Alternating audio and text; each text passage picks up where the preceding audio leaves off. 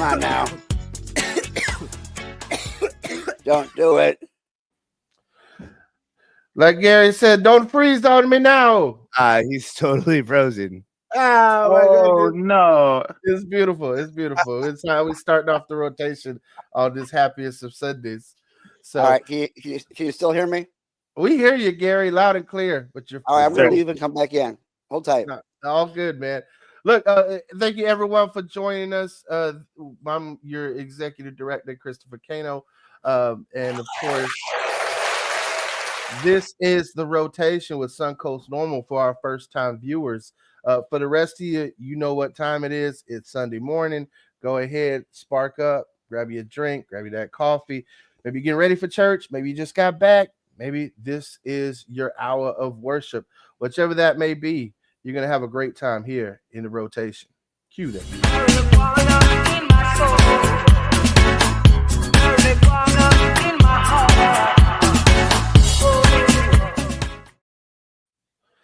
All right. So happy Sunday, everyone. Look, glad to have everybody here in the rotation with us. As I said before, and you all know me, I'm Christopher Cano, your executive director of Suncoast Normal, the national organization for the reform of marijuana laws, holding it down and making waves. As always, joined by our deputy director, co-host, sound engineer, and producer, Carlos Hermida. Thank you. I was gonna say, does he also get a applause track? And some horns. Yeah. Of course, our political director Gary Stein is broadcasting as usual from parts unknown. Therefore, the Wi-Fi is sketchy, and he has to come in and out to restart. But when Gary rejoins us, I'll be looking forward to it. And then we have a very special guest with us today. Someone who I'm very impressed by. Gary and Carlos are very impressed by, and that is Alan Henderson, who is running to be the next and youngest mayor of Tampa. God willing. Thank you guys for having me. I really do appreciate it. Yeah, Alan, look, man, you've been, you've launched this campaign early, which makes sense, especially when you're a younger candidate. I've been there myself, running for office, in my 20s and working to build a brand, working to get people out there to let them know who I am.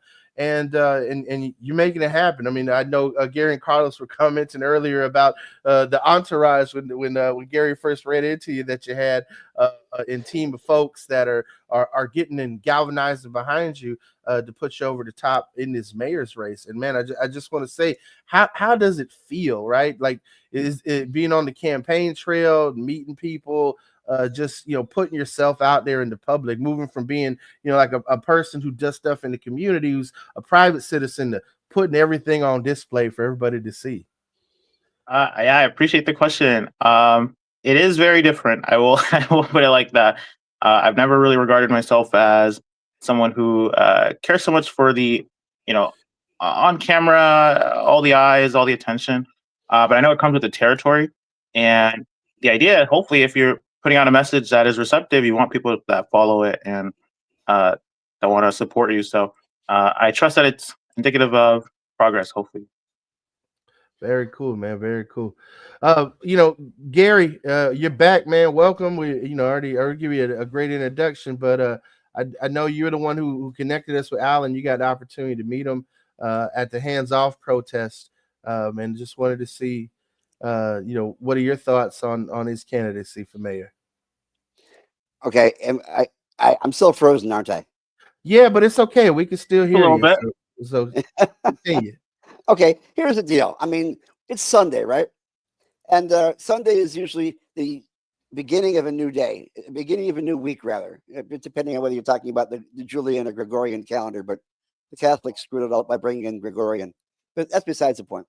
The point is, every day we're looking for change. I think it's so important we finally get change for a change. And I see politics, which is supposed to be an engine for change, constantly being something that's more along the lines of an engine for the status quo. And I think I'm tired of it. I think both parties are tired of it. And I'm looking to see some fresh faces. And I know that there's a big thing going on between Kenyatta and David. as far as the Democratic Party is concerned, and I think they both actually do want change, but Malcolm is trying to, I guess, trying to do it in a more subtle fashion so he doesn't get himself in trouble like David did. Right. But the point is, we do need new, fresh faces in both parties. I think that the Republican Party, once Trump leaves office, whenever they 86 him, will, and that's a restaurant term, okay, guys.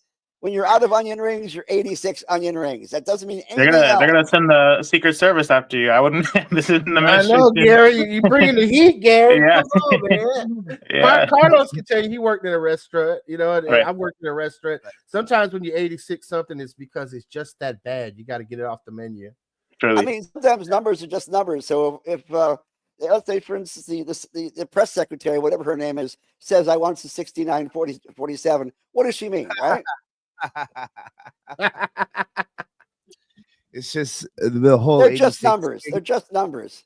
I totally had this, like, whenever I would go into the background, I'd be like 86 the beef. They'd kill the cow.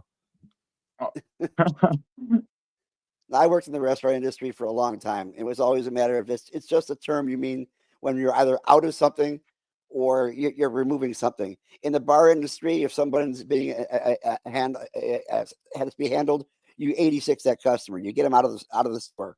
That's all it means. Get rid of, or you're already out of it. That's it.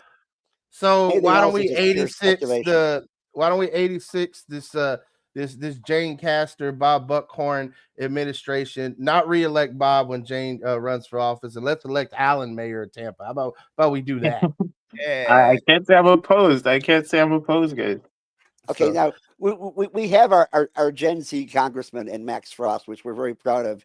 He came on the show before he got elected and after he got elected, and it is curious to me to see if we can get a Gen Z mayor. I mean, Gary, Indiana had a very Gen Z mayor at one point in time. You know, A few of them. Atlanta, Baltimore has a pretty young mayor that I follow. He's like Mayor he's Scott's a millennial. He's my age. Yeah. So he Like, just turned okay. I was gonna say, I think he's like 30. he just turned 40 actually. Okay. Wow. Okay, I didn't realize he was there. But I mean, I'm inspired by young mayors across even Florida. I think we just elected a young mayor. Find his name. Like 27. in what city? Yeah, I have to find where, but I think I would hate to pick the wrong city, but I think here in Florida. You know, Well, I'm age really is curious. So what would motivate a Gen Z guy to go after a bureaucracy as big as Tampa, one of the largest cities in the state? Well, I just thought about where we would be able to affect the most change, and be able to kind of ask questions at the right altitude.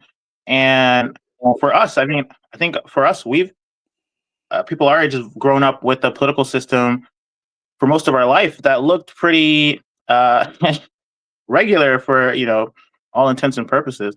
We grew up with the Obama era, and I saw a quote recently about. Do you remember when McCain refused to call Obama a Muslim, and he put that sentiment to rest?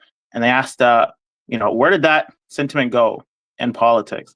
And I think that for us, like that's what we grew up seeing, and this kind of radical shift towards just a whole blatant type of politics is what's activating people my age, but all types of people across the country to figure out what, like, this cannot be the standard that we accept in the country.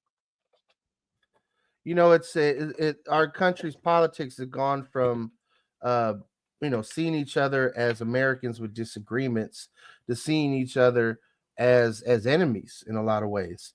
And it's sad to see that that's where the country's gone with it. But it's our media bubbles that are responsible for it. The mainstream media, regardless of where it falls in the political spectrum, whether that's folks watching Fox News, folks watching CNN, folks watching MSNBC, or the OAN network, it's all about getting more viewership. It's all about getting people to continue to stay glued to the TV, and they do that by feeding the worst impulses and the worst fears among us, that your neighbor or the person down the street is literally attacking your family or causing you to lose money. And those are things that people take very personally, you know. And the sad part is that people aren't losing their jobs to people who are fleeing political persecution or war in their countries. People aren't losing their jobs to people immigrating here from other countries. They're losing their jobs because the people who are the ones giving out the jobs have decided to pay cheaper wages to people in other countries that don't have minimum wage laws, that don't have the same union protections, that they don't want to have to deal with the economic consequences of being a bad operator or owner. You know, Carlos, you're a small business owner in Tampa. You know, you treat your employees well, right? You know, you even train them, and you know, you. I remember you came to me and was like, "Hey, man, what do you think about me upping the wage?" I was like, "Absolutely, people, it's rough out here in these streets." You know, it's nice to every once in a while you let them out of the basement during the weekends when they're not working. That's good. If you pay them more, you can abuse them more. That's just how it works. Oh, is that the way it works? Like the Walmart version? Okay. No, actually, no. Walmart does the opposite. But Walmart abuses people, knows they pay them poverty wages, and then takes out life insurance policies because they know they're going to stress themselves out to death. So that's a horrible thing that Walmart is doing. And the sad part is, and I was talking to a group yesterday about this in the New Leaders Council. Both parties are guilty of taking dollars from corporate actors that exploit people and hurt people. You know, Hillary Clinton sat on the board of Walmart. The Clintons have just as much responsibility for the current state of our politics as the Bushes or the Reagans or even the Trumps. And so, you know, we all have a hand in what we have here, and we need to chart a different course, change direction. So, Alan, I'm glad that you're someone who's young and willing to step up and say, look, man, I may not have as much life experience, but I have wisdom, and I think that's important. You know, age is nothing but a number when it comes to experience and when it comes to the right mindset. I mean, hell, we elected John F. Kennedy. We elected Barack Obama. Young people have always stepped into the political spotlight and not cared about the naysayers, because there's a lot of people who are going to tell you, and you probably already heard it, wait your turn. It's not your time yet. Do this. Join the code enforcement board and then work your way up. I've heard all of that same shit for the last 15 years, 16 years being in politics. And now I feel old thinking about the fact that I've been in politics that long and it's still, you know, where things are. So, you know, what's your hope for the future, man? I mean, what do you envision inheriting all the challenges that the city of Tampa has? You know, we everything from infrastructure in certain neighborhoods that have been neglected for the sake of economic development in other neighborhoods. Well, everything from a transit system that has, you know, not had the investments it's made in it because the rich people who donate to campaigns don't take the Heartline bus. You know, everything from the urban sprawl that we see in trying to alleviate traffic to where they want to charge people to drive through express lanes down the interstate. I mean, these are the things that folks are facing, and the truth is most folks just want to get back and forth to work without hitting a pothole. That's real. That's so real. And that's part of kind of our platform is simple but significant changes that actually matter to people. I think what the next mayor will inherit is challenges, unique challenges, but also a lot of unique opportunities to invest in people. I think that this last administration, if I could speak to what they potentially did well, was solve for a lot of the things that maybe aren't as glamorous as or maybe not even as I don't know, particularly pressing for a lot of people. But you know, they did the big pipe restoration. Under Castro took out replaced all the lead pipes. Gave us a lot of frameworks for new buildings, new areas that they're incorporating. So the next mayor has the opportunity to inherit all these updates. They're changing the land development code in Tampa. What type of houses were zoned for, who does the permitting, All types of changes expected to come in 2027. New police chiefs will be selected. And for us, this is why it matters so much who's in the executive seat, because all these changes have a direct kind of ripple down effect for the city's culture, how we grow and who we grow for. And so for us, it's just about repositioning our priorities, continue to do the things that we do well, really well, continue to grow, but just remember why we're growing. And if we can do that in a way that doesn't, disincentivize growth, but also promotes the community, promotes people, that would be the North Star, I think, for our administration. That's what we hope to do. I would You also like touched. to see some kind of campaign that actually accents what are the actual issues. I mean, the other day, someone accused me saying, the Democrats aren't going to get anywhere if they don't stop promoting men and women's sports. I'm saying they're not promoting I was men like, who and brought women's that? sports. It's not an issue. You're making an issue. We aren't even talking about it. You're making it seem like it's a wedge issue. The only wedge is, well, I'm not. I'll leave the rest of that conversation out. But the fact is, we need people who actually run on the actual issues and not on fake issues. That's the part I can't stand the most. Wedges. They'll create an issue and then solve it, and then they want credit for solving the issue they made. Gary, to those people who have issues with trans athletes, if they're so dominant on the sports field, why are they not good enough to serve in the military? Ooh. Well, that's a good one. Yeah. The bottom line is it's a non-issue. Like you said, land use is an issue. Transit is something that Tampa has been working on, which it was once voted the least walkable city in the country. Wow. Which is interesting because they also had a hard time dealing with getting a transit, what actually is commensurate with the expansion that Tampa has had. If you live in Wesley Chapel and you know that Bruce B. Downs stops there, but you can't get there with any kind of a train or any kind of mass transit at all. If you want to go from Tampa to St. Petersburg, you have a hard time with transit.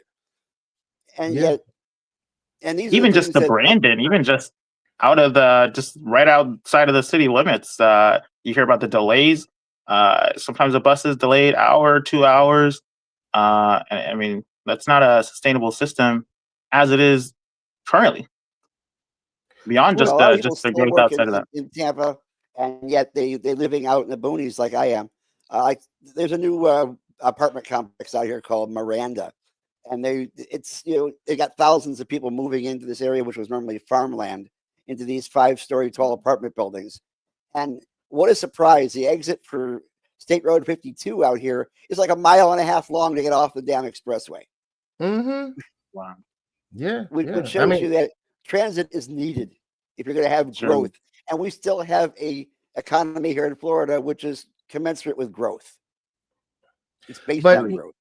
It's based on growth, Gary, but it's also been based for so long on a service economy and the depressed wages in Florida, the lack of the ability of folks, the attack on unions in Tallahassee. I mean, there's a lot to be said as to why Florida is the way it is. I mean, there is a stranglehold on Florida's politics from developers. There's a stranglehold on Florida's politics from the NFL, from major industries. I mean, in the age of the small business farmer, the ability of the small business owner to start up in Florida and build something is fallen by the wayside. You literally have to buy politicians these days. So if you're not going into business with millions of dollars already, it's hard to succeed. I mean, Carlos, share with Alan a little bit of your journey, man, as a small business owner in Tampa. I mean, you went to college. You're originally from South Florida. You went to college here. You ended up going to grad school. You went to Cali for a little bit, worked in the industry, came back here and was like, I want to build my roots in Tampa. I want to settle down here. And you've had ups and downs being a business owner, but share a little bit about your constituent. Tell them how it's been. I mean, my biggest concern right now is the state of Ybor City. I'm currently sitting right on the side of 7th Avenue, and I actually have a pretty cool camera that can show you. It's pretty Ooh, wow. good out here. What? Look at the view. Yeah, I mean it's a beautiful view, but like one Gorgeous. thing that I'm showing you. Oh, there's some people. You know, like there's nobody parked in the parking spots outside of on 7th Ave. Yeah. There is a big concern that the city does not care. Oh, let me get my face back on there. Unless you guys don't want my face on here. Oh, please. There back. there's a big concern right now that the city just does not care about small business. And you saw that in Seminole Heights. And it seems like the roads or these drainage pipes, or I don't even know what the fuck it is, but closing down roads strategically is being used to get rid of small business in Florida. I don't know if or Tampa. I don't know if I'm paranoid or I'm some sort of weird conspiracy theorist because I'm saying that. But you know, like for example, I'm from Miami. And as you guys are talking about having to expand the roads and whatnot and having to work on the roads, they had to do that in Miami as well. Miami, you know, had a huge population come in, you know, and in order to do that, they closed the roads down at night when people weren't out Aren't on you the actually road. from Hialeah? No, my parents' business was in Hialeah, but Okay. Also a beautiful part of Florida. I'm from Pembroke Pines. Which is not Miami, it's you're- Pembroke Pines. Gary's like, you're from the hood, Carlos. No, Nothing but wrong with that. what I believe too, I believe the situation right now in Soho is the same thing. You know, like there's this huge issue where you know, the residents in Soho are like, we need to get this pipe thing figured out because every time there's a hurricane, you know, my house floods. And there's a bunch of small businesses right there off of Howard that are so important to Tampa. You know, Absolutely. like these are You know, my first job was at Burns. yeah. Burns is out there, but you know, there's also small businesses out there that don't get the recognition Really? that Burns gets, that are wonderful to the area, that the people here love. That when they think of Tampa, they think of places like Burns and these other businesses that I'm talking about. And they're just like at a standstill, I believe, right now. So like, I mean, I don't know, like what can we do in the city to really push small business? It seems like everybody just cares about developers.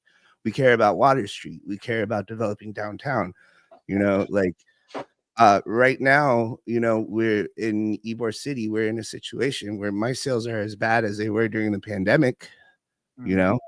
And you know, it's still a beautiful place. People can come out here. It's just the businesses out here have all closed down, so there's no reason to come out here, you know. It, Carlos, not to sound like a conspiracy theorist, but it almost sounds like they want to depress the businesses in Ybor so they can build a giant stadium right there.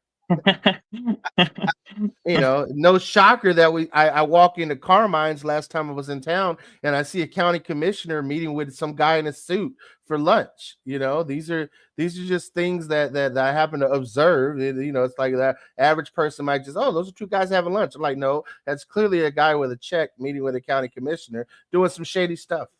Well, the Figuring thing something out. Some of about those folks usually meet at the Tahiti Inn instead of Carmine's. They switched now. you know, we really should give our guests some time to talk and stop bitching about. No, I mean, look. If I could just bitch just one more second. Go ahead. What's even more Now that I'm concerning actually not frozen, go ahead. it seems that like the developers out in Ybor City aren't even the first priority to Tampa. Like I'm in a situation right now where I'm actually kind of rooting for Daryl Shaw. Believe it or not, you know, because the damage has been done. You know what I mean? Like the properties have been bought, the rents have been raised.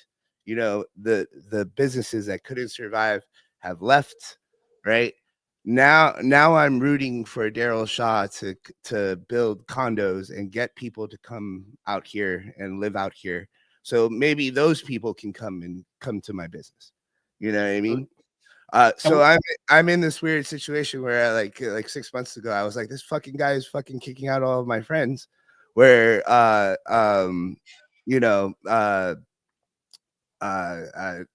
I'm like, oh, I want this guy that kicked out all of my friends to do really well in his condo business. You know what I mean? Right, bring him back. But that doesn't seem to be the first priority of the city.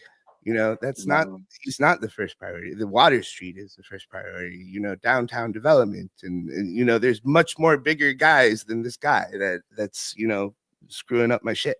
But anyways.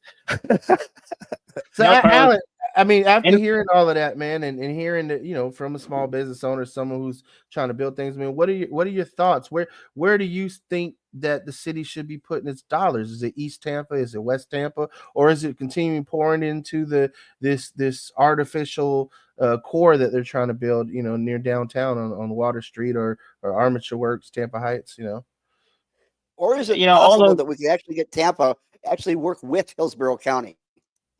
Oh yeah, that's been a big part of our goals as well. Is we know that the whole region benefits when Tampa benefits, and it requires that kind of inter cooperation to actually do anything really tangible. And so our whole approach is about being on the same page about our goals. In my announcement speech, Carlos, I mentioned that there's this real feeling of where our efforts are going. And I mentioned that Tampa doesn't end on Ashley Drive or Water Street. Tampa goes way beyond that. And, when I hear about concerns for small businesses, it's crushing because it's not the first time I've heard a similar sentiment. I think on the small end, on the more immediate end, things that we can do, pretty concerted as a city, is work together to promote and encourage more people coming downtown, not just on 7th, not just during at night to go party, but during the day. It's a gorgeous place during the day. But they need events. They need a reason to go out to the city, and it needs to be it needs to be sustainable to decide, all right, we're going to go out to Ybor, on a Sunday morning and not have to deal with traffic or potholes. It just has to be convenient. And so I think on the more immediate side, one of the things I love about St. Pete, that's kind of connected to this, is how they're really great at curating culture. There's something going on in the city. There's the arts scene, and I hardly get a feeling. You go down a street in St. Pete, it's booming. There's always something going on. I think we're close to that. We're really close to connecting the dots on a lot of great infrastructure and a lot of great opportunities. But it needs to be a little bit more focused. I think we're close. And then on the further out end, when you start working with city council, I'm thinking about what kind of things can we do to support small businesses. It means promoting them, getting people in the city, giving them as many visibility opportunities as possible, growth incentives, and just making sure, even when it comes to the city contracts, making sure we're not putting all of our eggs in one basket, so to speak. So there's a multitude of things that you have to do to kind of elevate the small business experience here. But I think you can do a lot just by starting with bringing the people who are already in Tampa, bringing them out, encouraging them to get out. You mentioned something about events. I can tell you as executive director of this organization, trying to get permits to do events in the city is so cumbersome. There's this permit for this, is this permit for that. It is not easy. It's not like a one-stop shop type of thing. It's costly. So those are just some of the things. Like if we could reduce the amount of money it costs for certain event permits, if we could make the process with less red tape, make it easier, make it to where it's user friendly to file for a permit online, or have some type of actual support and maybe a staffer that could walk you through the process when you have questions. I mean, and I'm sure the current administration will say we do all of that already, but I can tell you, as someone who's tried to do it, it's just not. It just doesn't work for the average small business to be able to do a big event. Let's say if you're someone who, I have a friend who runs a successful small business that sells flan, in the Bay Area. If he wanted to do a flan festival, I'm sure there's a million and one hoops that he's gonna have to jump through to do that. It seems like the only things you see are the folks who have the money to put on big events, a Gasparilla style event, the cigar festival, the Cuban sandwich festival, Pride. But you don't, we could do so much more with a lot of smaller events, in Tampa, and a lot of smaller businesses plugging in to that, and the red tape is just ridiculous. It's a sentiment I've heard a few times now, and I concur. It's rough out there, to say the least. It's rough, but I think that realigning on just, again, those simple priorities, making it easier to file for permits. I think part of the new structure that they're pivoting to is now City Council isn't uniquely voting on individual permit assessments. They're delegating that to I think a private company to go do on their behalf now. But that won't even take effect until 2027. And so it's like everything is sort of crowded by bureaucracy and red tape. But when all the ingredients otherwise, people, a beautiful backdrop, a beautiful city, and I think the collective will to build something beyond just skylines and brochure pictures. All of that is there, and I think that's the foundation that you need to really get some momentum going. Is there a reason for that 2-year delay, or is it strictly political, where they don't want to be associated with that until after the next election?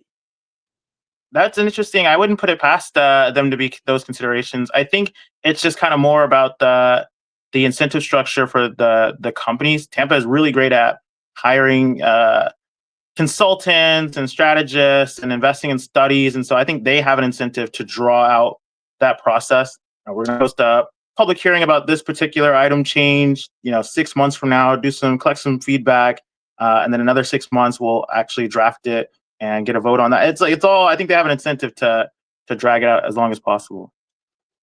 And one topic we haven't touched on yet is kind of like the reason that we're here.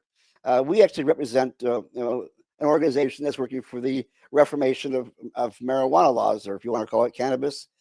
They don't want to do that because normal would become Norcal, but that's besides the point. The point is that we want to know basically where you stand on this particular issue as well, because I mean there is a legal loophole that allows all these smoke shops to proliferate across the state, and it's a way of the small business getting into the business, because the state's set up the semi-legalization or the quasi-legalization with the medical program is that you have to be basically a millionaire to get involved, which is why we have out-of-state money coming in and taking over those businesses, and the local businesses and people of minority are essentially shut out. So I'm curious what your opinion is on the legalization issue and the issue of the small businessman who just wants to get involved here in Tampa.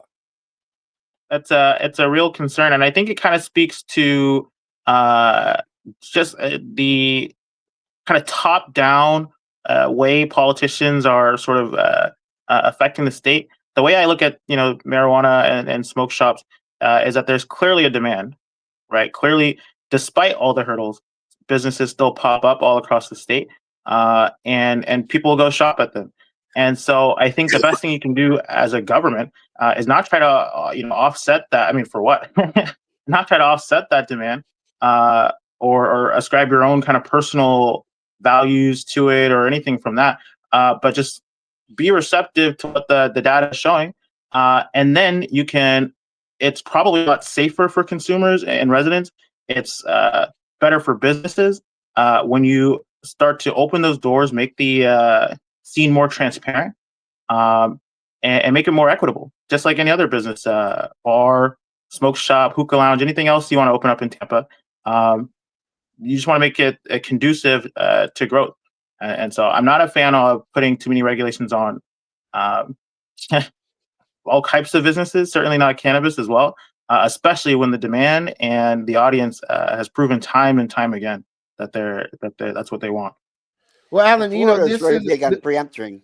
I'm sorry. Go yeah. ahead, Well, Chris. Gary, I'm glad you said about preemption, right? Like Tallahassee is really setting the policy when it comes to cannabis businesses. So, the city should be, taking its lead from the state. If the state says hemp is legal business, people can thrive on, then, why is the city taking, unnecessarily illegal actions against these legal businesses? And this is an issue, Alan, that it is also, a cross point for police accountability as well, right? Because if you're a small business owner and TPD runs up in your shop, busts things up, and ruins your business, that's a major thing. That's a hit. It's going to hurt your money. It's going to hurt your bottom line, hurt your reputation.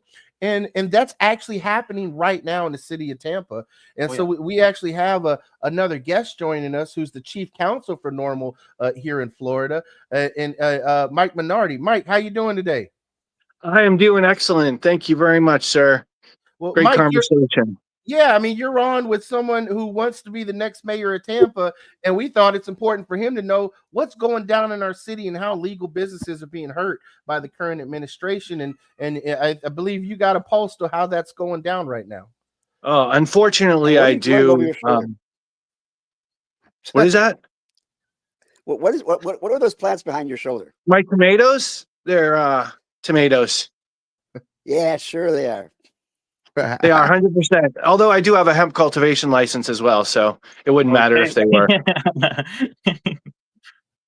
It's a pleasure to meet you, Mr. Minardi. Go ahead.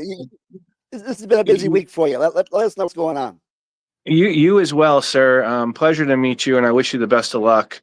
So what's going on is that it's become a lack of knowledge, and for law enforcement, ignorance of the law isn't an issue. For people, it's it doesn't matter. We'll still charge you with a crime. But the difference in this case is their testing methods aren't sufficient to sufficiently quantify hemp versus cannabis. The THCA issue, as everyone on this call, this podcast knows, has been a moving target with our state here in Florida. And if FDAX comes in, as I think maybe someone on this podcast has had happened, FDAX will come in, you have THCA flower, they consider it non-compliant. As far as I know, the FDAX, that's the Florida Department of Agriculture, hasn't referred one company that has had THCA flower for criminal prosecution. That issue is currently being challenged in the 5th DCA by a company called Chronic Guru, who had stopped sales against them. And I think legally, it's a real question and gray area, not gray area. I think the law is pretty clear. The THCA should be a legal product that people should be able to sell until the state changes the law, like they tried to do with what Senate Bill 438 this legislative session, to specifically include the THCA times 8.77 plus Delta 9 is what the total THC is supposed to be. But I still think that that's inconsistent with the federal hemp bill. So these are the issues. And so this is one of the first, and I guess maybe the second in Tampa, that has been raided by police, as opposed to them contacting the Florida Department of Agriculture, having them go out without a warrant. They don't need a warrant. They just have to walk into the store and say, hey, we're here to do an inspection, and not raid people, arrest people, and destroy someone's reputation. Absolutely. That's a really great take, Mr. Minardi. So, Mike, just a little bit of context on exactly what happened. Right, there's a smoke shop, I know lawyer confidentiality. I don't know the rules here, but you guys seem to be pretty open about it. You've asked us to distribute a press release about the situation. There's a smoke shop called Smoky Jones, which is actually a pretty important smoke shop to me because Chillum wouldn't be Chillum without that shop. When I wanted to open my store, I was going out in the area and checking out different stores, and they were actually the shop that introduced us to hemp flower. So it's kind of interesting that the situation comes from a certain type of hemp flower, but they're selling a product called THCA, which by federal law is considered to be hemp. If there's a discrepancy within statute, that should be handled by the Florida Department of Agriculture. But Tampa Police Department went ahead and raided their shop, right? Yes, that's correct. Raided their shop, took their cash And out of the register, and then pressed criminal charges. yeah, Wow. no arrests were made, but there's currently a warrant. Yeah, Wow. that's correct. And one of them is for importation of a controlled substance, Wow. THCA flower, because he had, packages from the suppliers that were sending it to him. That is a no bond warrant at this point, so we are going into court on Monday to try to get him a bond or get the charges thrown out because their testing methods use a GCMS, don't differentiate between the different THC molecules in the plant, and should be insufficient to charge someone with criminal charges here in the state of Florida. And Well, Mike, Was that there a just stop goes to sale show. for Smoky Jones? what Sorry, was that, Mike, Gary? was there a stop sale already issued to Smoky Jones? Were they violating any court order? No. Wow. And that just goes to show that if you don't get this thrown out on Monday, that also our state attorney Susie Lopez is wrong, and that's why elections matter. We say this all the time. Elections matter. Who's the state attorney? Who's the judges? Who are the mayor that appoints the police chief? Like, these are all things. It's like, Mike, what recourse do we have as citizens when our own government just goes in and like you said, steals your cash and threatens to take your freedom away? Well, we are also working on a civil lawsuit that we hopefully will have filed to file an injunction and a declaratory judgment against them moving forward with these types of things against him until, from my perspective, the federal farm bill and the state farm bill requires that the state FDACs, Florida Department of Agriculture, or other licensing authority make a determination that the person was more than non-negligent, in it before they can refer someone for criminal prosecution. And it specifically says that they're not subject to civil or criminal liability by state or local government until this determination is made. So hemp companies across the state are subject to this issue, even with Delta 8 flower and things of that nature, that I'm afraid that will show up positive on their testing equipment as well, which obviously federal courts have already determined that is a legal substance here. And as we know, again, the past 2 legislative sessions, continued increases in controls over this product have failed. One veto by the governor and one that just died this legislative session. So that's what makes it even worse that this Tampa Police Department is doing this. I want to go back to Alan. The state can't get their act together. Yeah, The reason that the hemp bill died is because the Senate bill and the state and the House bill were so far apart that they couldn't reconcile. There was no reconciliation there. And Gary, I also want to say, it- I did reach out to Senator Carlos Guillermo Smith and told him, hey, this can't stand the way the bill is.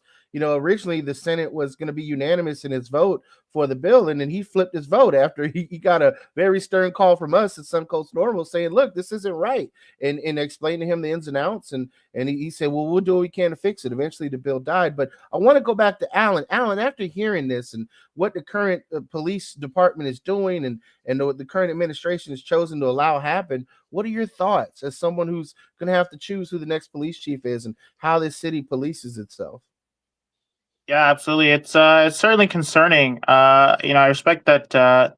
Minardi is certainly more privileged on the particular issue with the Smoky Jones shop. So I don't want to make it so much about that, but just kind of broadly, the Tampa PD, I believe, has a PR issue, to put it lightly. And it just kind of goes to what is the goal, right? What is the mission statement of Tampa PD, and is this type of work consistent with that? I think it's one thing if your prerogative is to keep people safe, right? And like you said, that's why you do the inspections. That's why you have the Florida Department of Agriculture. That's why you have them go out and do their job. But when you turn it into a performative sort of thing, we're raiding the shop. And what are we trying to get at? And I think for them, it's more about sending messages. It's more about this sort of police by presence model, that it's just you're solving for the wrong problems here in Tampa. I think Tampa PD, if they were to put those same resources towards probably, I think more broadly concerning crime patterns, the public will be a lot more receptive to that. But instead, and this is not even just a problem now. This goes all the way back from when they were, arresting kids for riding bicycles. Like what?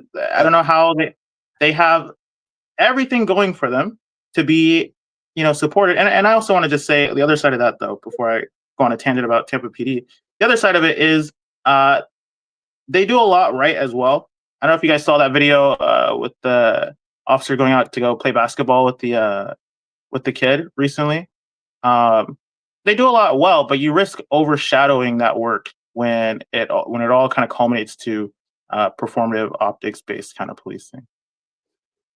It's funny you bring up those videos, because there was also a video recently about like them arresting people for fake IDs, and it's interesting what videos they choose. Like I would like to see something like they take down a sex trafficking ring or something like that. Exactly. Rather than messing with kids, like trying to get into trouble. I mean, and it's not for the. But just clarify, not for the crime itself. Like if you want to police underage drinking or something like that, that's a noble concern, sure. But you have to also remember, you got businesses out there. You've got the optics of it just can't be we're going to send police and police state heavy hand because we want to. It's got to be, you have to be a little bit more. I think if you care about the relationship the police have with the community, which you should, then you should probably want to build on that foundation.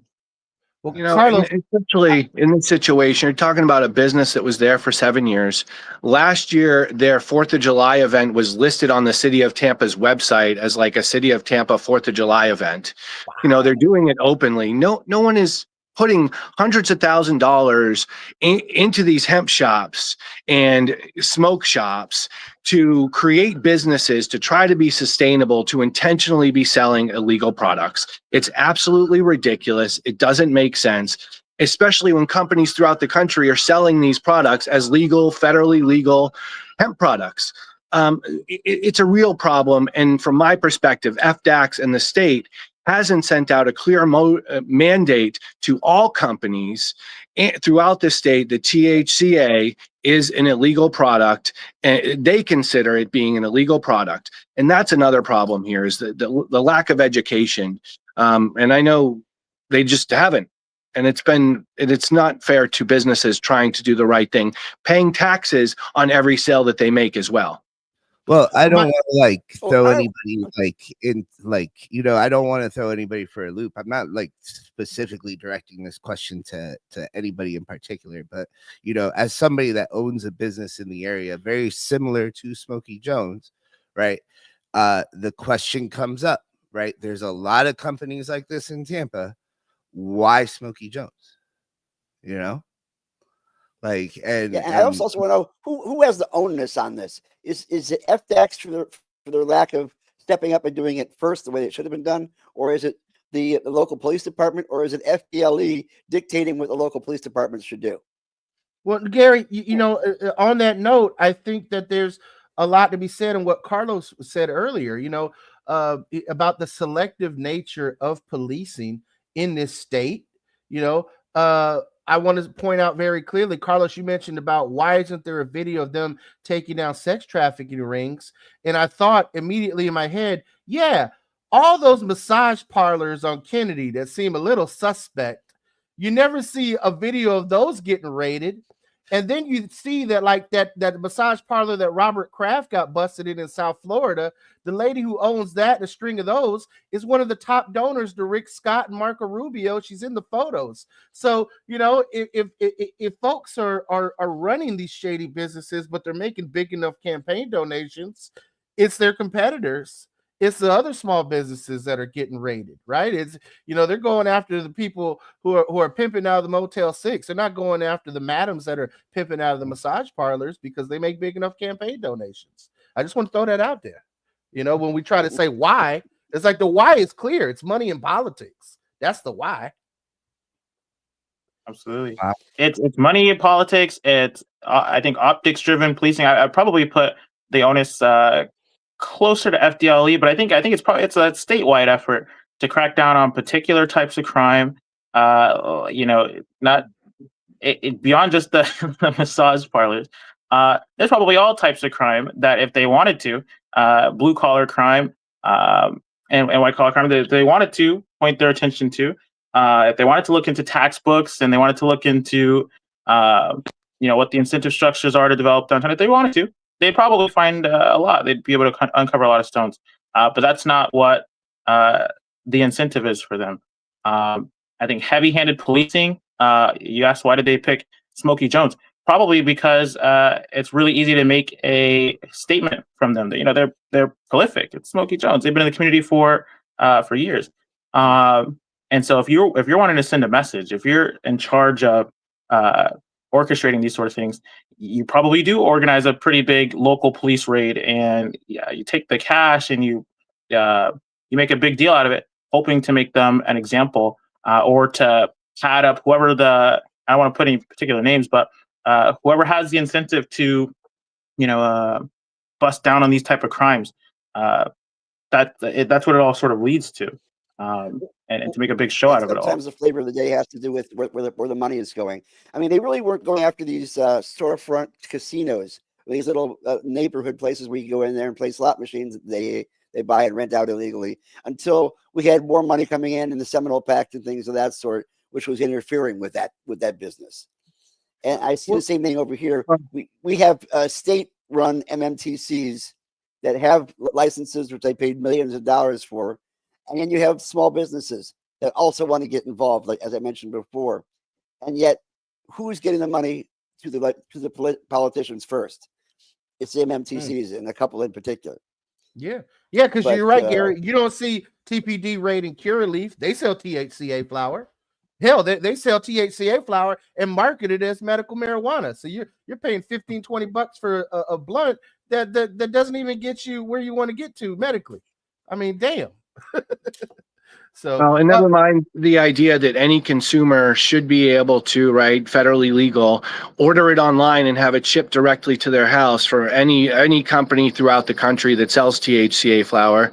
And so, you know, it's just the hypocrisy of it. And really, it's a billboard and them seeing their promotions online that they thought were objectionable, that they didn't like. And you know, so they become an easy target for them. They can go in there, and again, their faulty testing doesn't help. They don't use a licensed hemp laboratory in order to do testing on the product. So they come up with it's over 1% THC. Well, what kind of THC? Delta 9, THCA, Delta 8. They don't make those determinations in those testings like regular labs do in the hemp space. And they ignore the testing results that were with all the products when they seized them that show that all of them had a Delta 9 of less than 0.3%. So they didn't even bother to accept the certificate analysis as evidence. They just shut it down and strapped on these people's rights. Yeah. Yep. And the worst thing is, then they took a ton of products that they had no idea whether or not they were legal or not, and they're just holding them. Like a lot of these. Mike, we've talked about this on previous shows too, right? Is that decarboxylation is a real thing. So if they took that evidence, threw it in the trunk of a cruiser, it's 94 degrees in Tampa. That stuff decarboxylates. Now when they go to test it later, it can test hot because they improperly handled it too. Yeah, that is correct. They took THCA gummies, which that's something we're going to challenge with FDAX, I'll tell you, because, if it's decarboxylated and you have THCA gummies that are not decarboxylated, they can never then at that point in time become decarboxylated. They don't cause an intoxicating effect. It doesn't turn into Delta 9. So how can that also be an illegal product? It doesn't make sense. So, Alan, all of this goes to police accountability, because clearly this is something that has happened. And so police accountability is something that happens on the back end. We have a civilian review board, in Tampa. But one of the controversial things, which I think is non-controversial, but the spineless cowards on the city council that we have that have not supported, is giving teeth to the civilian review board, allowing them to have subpoena power to hold cops accountable and come before the people, the representatives of the city of Tampa on that review board to account for their actions. As a future mayor, what are your thoughts on that? Do you think the civilian review board should have teeth? Do you think that the people of Tampa should actually be able to hold bad actors in its police department accountable, or is the police union that strong that they're just going to be able to bully a public policy from accountability? Yeah, that's a fascinating question, and I appreciate you asking. I think my whole belief is, if you're doing policing right, if you are always putting your best best foot forward, you should want to show that off. They absolved, or actually it was a state kind of thing. They dissolved Tampa's Citizen Review Board for the police department, and so now they have this internal one in council. You're correct, but it has no teeth. And I think, I don't know that you want to promote accountability, you want to promote transparency, and you want to make sure that all the officers' actions, good or bad, are transparent and that you can receive them. So that looks like body cameras, that looks like other cameras, just making sure it's out there in the public. And then I think from there, when you have a sort of public consensus that you can build from, and if the city is focused on leveraging public opinion thoughtfully, you should be able to look at what's in the officers' dockets. How many types of this complaint are we receiving? Which communities are affected by it? And then you should want to solve for it, and the officers should want to solve for it. And I think if you're operating from that sort of perspective, right, that you want accountability, you want to promote the good work that you do, and be able to be transparent about all the work that you do. And I don't know who would be on the side of that we shouldn't have accountability for officers. But again, not just to show off when they do things wrong, but in general, you want to show the work that the department does. So yeah, I certainly support any opportunities to increase that transparency and increase accountability. What that looks like in this new era now that the state is cracking down on these, what local municipalities can do in regards to holding law enforcement accountable. I think easily a great starting place is just making much more public the patterns associated in their work. Yeah, Carl, I had a platform for that when I ran for office in 2020 that included an independent oversight board.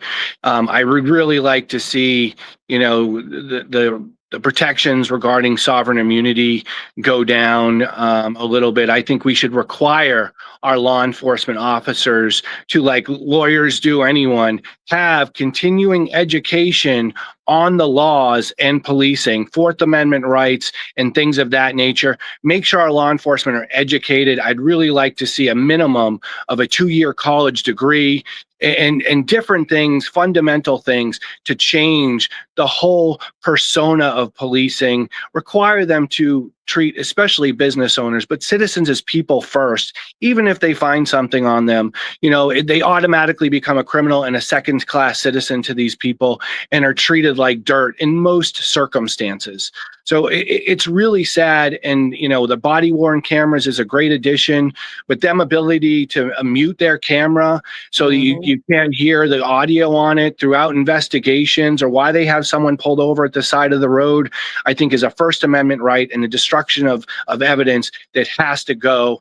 And these are all things that, we and people running for office, I think, should fight for.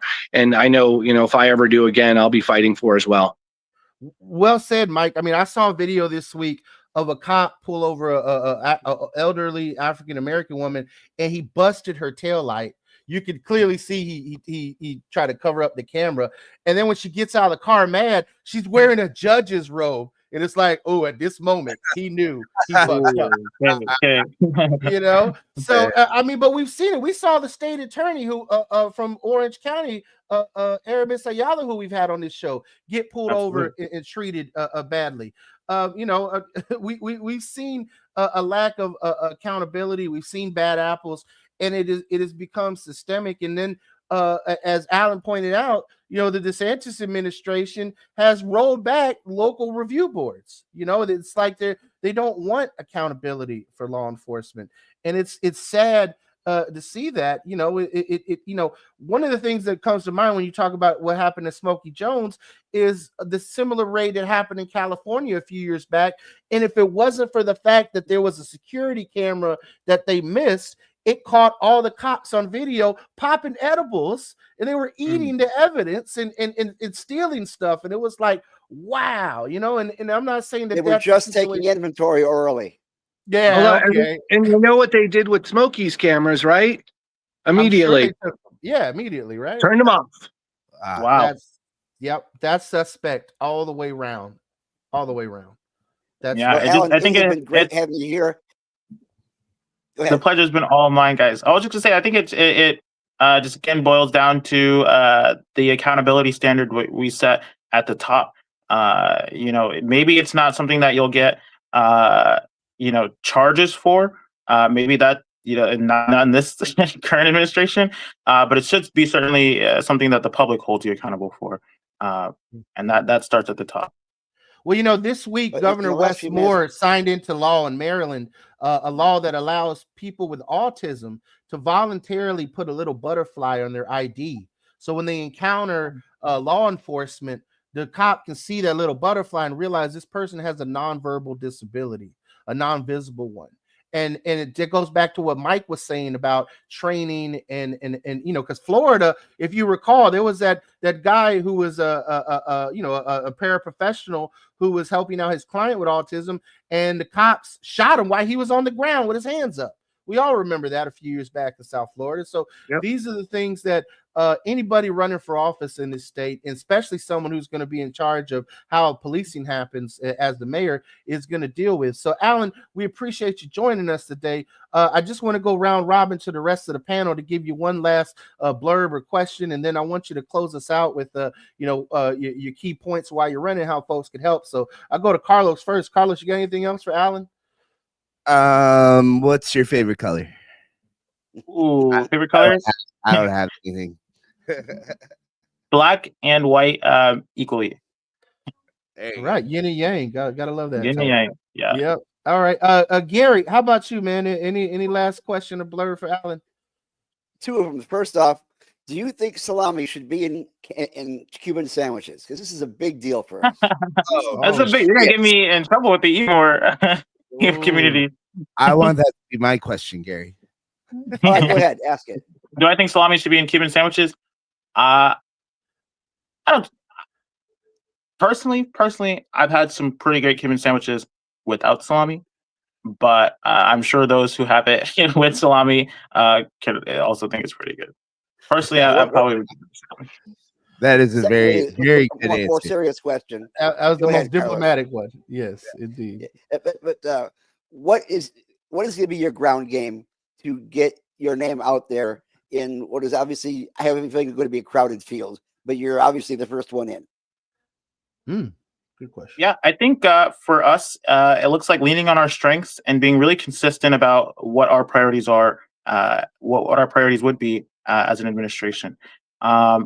Leaning on our ability to market ourselves, leaning on our ability to show up, make sure when we do show up, it's presentable, it's focused, and that people know that we're serious.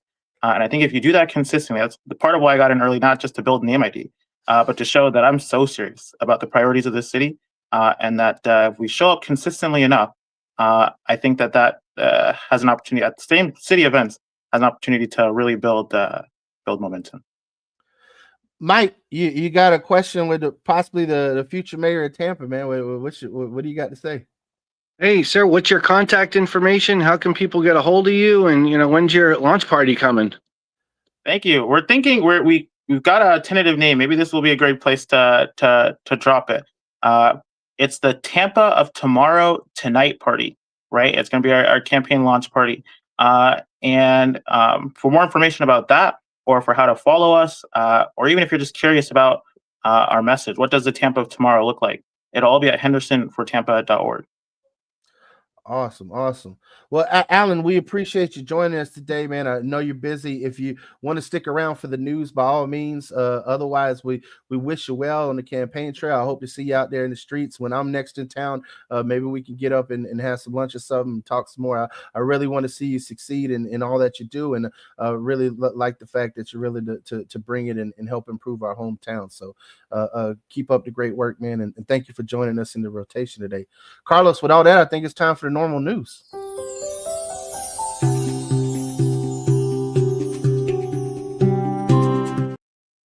So at the top of the news hour, let's talk money. An analysis by Whitney Economics says that state legal cannabis sales top $30 billion in 2024. Sales of state licensed cannabis products totaled over $30.1 billion, according to data compiled by Bank Staffing and Whitney Economics. The total represents a 4.5% increase year over year. Analysts expect top sales $34 billion this year in 2025. Certain states, including New York, Mississippi, and Ohio, are also experiencing a significant increase in full-time cannabis-related job growth in 2024.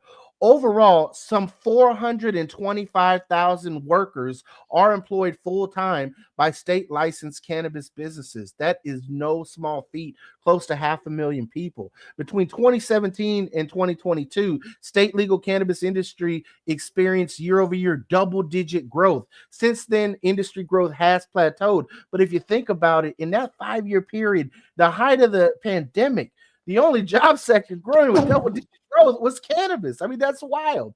The cannabis industry shifted from a phase of hypergrowth to one of operational discipline. That Banks, which did the study, said the recalibration that they're seeing right now with the plateau reflects a maturing industry that's focused on sustainability and efficiency. And despite a slight decline in jobs, cannabis remains one of the nation's leading employment sectors. Revenue projected to grow more than 13% in 2025 shows that this industry is a powerful economic engine. Now, when it comes to a state-by-state breakdown, California leads the nation in marijuana-related jobs with over 74,000 full-time workers, followed by Michigan with 45,000. And then number 3 is our sunshine state of Florida with 31,000. Then followed up by Massachusetts with 27,000 and Pennsylvania with 25,000. Now, I want to just pause on that data for a second and think about that. California and Michigan are adult use states, right? I mean, California is the biggest state in the country, but Michigan, 45,000 people. They got more than us, and we're the 3rd largest state in the country. I mean, Florida has 31,000. If Florida goes adult use, the amount of jobs that we could see influx into Florida with that growth. I mean, Massachusetts has 27,000. They're right there with us. They're an adult use state. Pennsylvania is a medical only state. They don't have as many people. I mean, Pennsylvania is basically Philly and Pittsburgh with a whole bunch of small towns in between. And they got 25,000 people working in the industry. So and there's New York. Yeah, I mean, this is clearly this is an economic driver, and we can see that the retail sales of adult use cannabis have generated more than $20 billion in state tax revenues in the last decade. So, I mean, if we're looking at a winning public policy issue for politicians, it is saving us money on law enforcement. It is creating jobs. for folks to work in this industry, and it's generating revenue for the state to fund things like roads and education and healthcare for folks. So there is definitely something to be said about politicians who are standing against this, like we see in the state of Florida. Moving on, and let's talk about another shit show of a state, Texas. In Texas, Austin police are saying that they're still unlikely to pursue low-level marijuana possession cases, despite a recent appellate court ruling that overturns the voter-approved depenalization ordinance. So, their police chief, Lisa Davis, said, for now, we're still going with the way we were policing before. Austin is one of several Texas cities that have approved citizen-sponsored ordinances that prohibit law enforcement from making low-level marijuana arrests. So there's Austin, Dallas, Denton, Elgin, Killeen, and San Marcos have all approved marijuana depenalization measures. However, the Republican Attorney General of Texas, Ken Paxton, has sued to nullify those laws. And in March, the newly formed 15th Court of Appeals ruled that state law preempts the adoption of both the Austin and San Marcos ordinances. State law in Texas defines marijuana possession of 2 ounces or less as a criminal misdemeanor and punishable by up to 180 days in jail and a $2,000 fine. That's a damn shame that Texas is less stringent than Florida, because in Florida, 20 grams or more will net you a felony, $5,000 fine, and possibly up to 5 years in prison. So, but again, this is the battleground for all the progress that we've made in the cannabis movement in fighting for the civil rights of responsible cannabis users. Right now, there is a big wave and a big pushback. And we are on the front line, standing in the gap to protect y'all. So again, we need your support to continue to do that.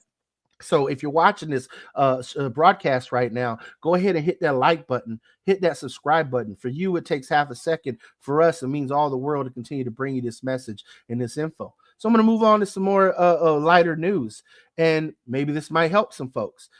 This is coming out of some data that is being provided by researchers at the Minnesota Office of Cannabis Management that says that cannabis provides benefits for sleep apnea patients. This is the largest ever study on this, where 40% of sleep apnea patients enrolled in Minnesota's medical cannabis access program experienced significant and sustained improvements in their sleep following the use of medical cannabis products. State investigators analyzed data from over 3,100 first-time patients with obstructive sleep apnea.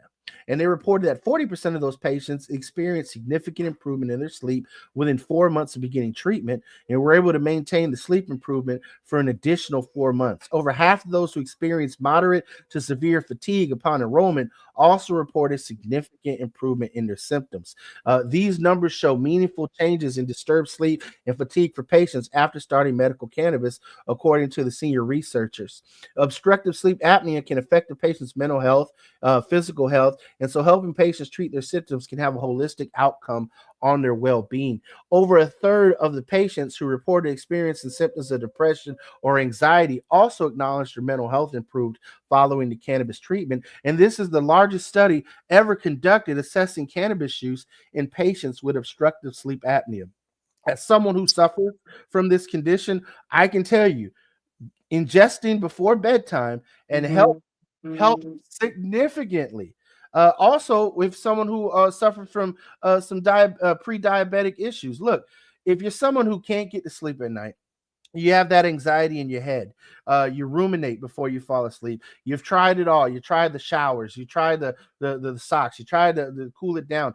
Cannabis is helping. As someone who has the sleep apnea, I can tell you cannabis helps. As someone who deals with frequent urination in the middle of the night, and you can't get that solid 6 to 8 hours of sleep, cannabis helps suppress and deal with all those symptoms. And so this is a life-saving product for some folks. And this is something for us to also consider when we talk about expanding qualifying conditions. Because in Florida, last I checked, you can't go to the doctor and say, I got sleep apnea and get a recommendation for it. So there is a lot to be said about that. Now, I'm going to drop a groundbreaking news story next, which I think is important for folks to really marinate on and think about, because it dispels some of the main propaganda points that the DEA is currently putting out. Yes, the Drug Enforcement Administration under the Trump administration is ramping up their propaganda campaign on cannabis, and this study shows that they're full of shit. So, coming out of Boston, Massachusetts, for data published in the scientific journal Andrology, men who use cannabis do not have lower sperm counts. Researchers affiliated with Boston University School of Public Health assessed semen samples from a representative cohort of 921 male subjects, 23% of whom currently consume cannabis, and investigators reported no significant differences in sperm concentration, volume, or motility in cannabis consumers versus non-cannabis consumers. And this is something that has been a stereotype, a propaganda piece. Oh, cannabis kills your sperm count, it kills your quality, it can lead to birth defects. And this is just showing that clearly there are studies that are assessing the potential impact of cannabis use on male reproductive health, and there are no results that are showing that.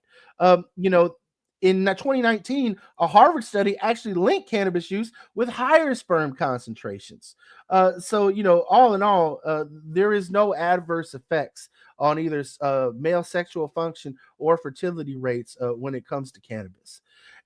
Now, let's move on to some more interesting information. Legalization has largely displaced illicit cannabis marketplace. And this is according to new data published online in the International Journal of Drug Policy. Canadian cannabis consumers have transitioned to the legal marketplace in the years following nationwide legalization. Hey, Trump, Congress, the Canadians got it right. Researchers affiliated with the RAND Drug Policy Research Center in California and the University of Waterloo School for Public Health in Ontario assessed marijuana-related purchases over the past 12 months in a cohort of over 5,600 participants. And consistent with prior studies, investigators reported that legal cannabis in Canada has displaced approximately 3/4 of domestic expenditures on the illegal cannabis market just 4 years after the federal legalization of non-medical cannabis. Researchers acknowledge that lower retail prices and increased access to retailers have driven consumers' transition from unregulated market to legal adult use marketplace. So I want to say this very clearly to all the Democratic governors. Yes, I'm looking at you, Wes Moore. Yes, I'm looking at you, Gavin Newsom, who have chosen to up cannabis taxes to help make up for these budget shortfalls that we're experiencing because of the federal cuts and layoffs and lower revenues that are coming in. And clearly, raising the prices does not help if you want to cut down on the illicit market, if you want folks to not go back to the legacy market.